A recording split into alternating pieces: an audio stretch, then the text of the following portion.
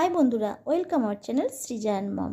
আপনারা নিশ্চয়ই ভালো আছেন, আমরাও খুব ভালো আছি। তো আজকে চলে এসেছি আপনাদের কাছে দই বড়ার রেসিপি নিয়ে। আপনারা জানেন যখন তখন আমার ইচ্ছে হয় আর যা ইচ্ছা রান্না করি, তো সেটাই এরকমই একটা জিনিস আপনাদের কাছে নিয়ে এসেছি।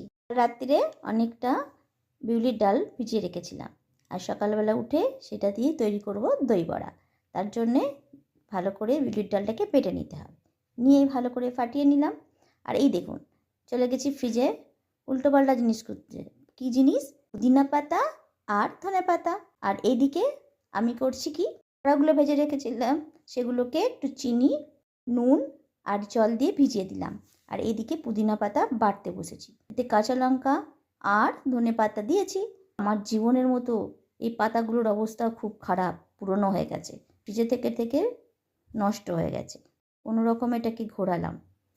ও আবার ভুলে গেছিলাম, কি বলুন তো, এই যে আমার আর সৃজার বাবার সম্পর্কের মতো টকঝাল মিষ্টি, সেরকম এইটাকে না দিলে ঠিক মতো ভালো লাগতো না, তাই ওটাকে দিয়ে দিলাম টমেটো।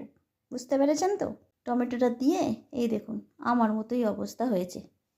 কেমন কেমন বাটা হয়েছে, ভালো হয়নি নিশ্চয়। চলুন দেখি, সেই দেখেছিলাম আপনারা সব সাজিয়ে সাজিয়ে দই বড়া করেন, তো আমিও তাই করতে শুরু করেছি। দেখুন হয়েছে নাকি, বলবেন কিন্তু সবাই। আজকালকার সোশ্যাল মিডিয়ার মতো রং চঙা আর কি। ও দই বড়াতে দই ফাটাতে ভুলে গেছি। দেখেছো কাণ্ড, দইটা এমনভাবে ফাটছে যেমন বিয়ের আগে আমার কপালটা ফেটেছিল। আর কষ্ট পেয়ে কাজ নেই, তাই দইয়ের সঙ্গে একটুখানি বিট লবণ, একটুখানি চাট মশলা এসব দিয়ে ভালো করে আরেকবার ফাটিয়ে নিলাম। নিয়ে তৈরি করে ফেলছি আপনাদের মতো, ওই যে যেভাবে সাজানো আপনারা চেষ্টা করছি। পারছি কি না দেখে কিন্তু বলবেন, কেউ ভুলে যাবেন না বলতে। এই যে দেখুন হয়েছে নাকি। তাই যারা নতুন করেননি কোনো দিন, তারা একবার করে খেয়ে দেখবেন, দেখার পর আমাকে অবশ্যই জানাবেন। জানাতে কিন্তু কেউ ভুলবেন না কিন্তু।